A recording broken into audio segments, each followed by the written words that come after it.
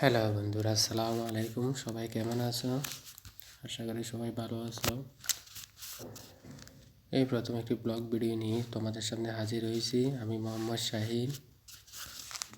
আশা করি সবার ভালো লাগবে। সবাইকে ভিডিওটি দেখার জন্য অনুরোধ রইল। তো যারা প্রথমে দেখতেছো, অনুরোধ করি তাদের জন্য অনুরোধ রইল আমার চ্যানেলটি সাবস্ক্রাইব করুন আর ভিডিওটি শুরু থেকে শেষ পর্যন্ত দেখার অনুরোধ রইল।